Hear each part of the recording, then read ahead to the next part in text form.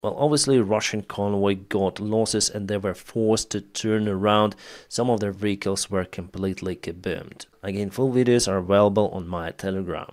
I don't actually know why Russians continue to put their vehicles all together in those crazy convoys. They do same mistakes again and again. They do not learn on their losses. The Russian generals are stuck in the past. Yes, sometimes I complain about the Ukrainian generals, but Ukrainian generals are much better compared to the Russian ones. They're just not competent, and the only tactics Russians use are the stupid mid waves. Hooray, let's send more of the soldiers. Hooray, let's send more of the vehicles. That's what they can do. That's how they take the ground. Actually, yes, they're successful, but for what cost? They are wasting their entire army again and again. They need constant resupplements, and they need to send more and more army men. It is probably one of the biggest issues for the Russian army right now. They're in lack of the army men. Well, recently they got some of their soldiers. Let me show you the video. Yep, there was the exchange between the Russian and the Ukrainian sides. Russia obtained their conscripts mostly. You see the young soldiers, they're nearly 19, 18 years old. Here they're wearing the new uniform because Russia needs a good picture on their Zvezda news.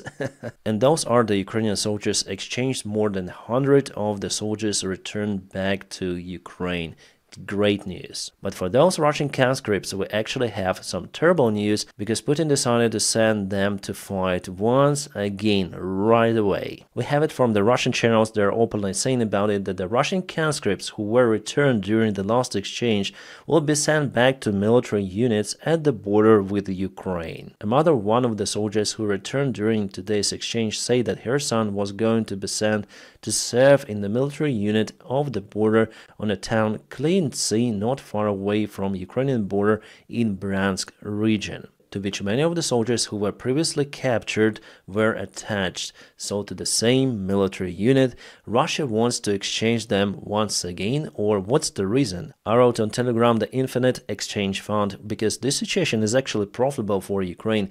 It gets its soldiers out, but Russia may rotate those conscripts, but the young guys usually surrender to Ukrainian side very fast. Not because they don't want to fight in most of the cases, but because they're out of the military experience. They don't know how to fight. They thought that Ahmad battalion may help them, but the TikTok soldiers are running away to the hills very fast. Run to the hills, run for your lives. And you know, the Russian forces in Lyubinovka has already been stopped by Ukrainian army, so we have the recent update from the deep state military maps. The Russian paratroopers went on attack, but they didn't expect that Ukraine could strike them really hard. But nevertheless, Russia moved ahead, so as for today, the situation is like that. I believe in a couple of months, if Russia continue their attacks with the present pace, and we understand that Ukraine little by little but withdraw the forces from this region to make the defense in those settlements and the main settlement of Kurahovo. Was there any movement towards Pokros today? Well, not really. Almost no refreshment of this part of the front lines,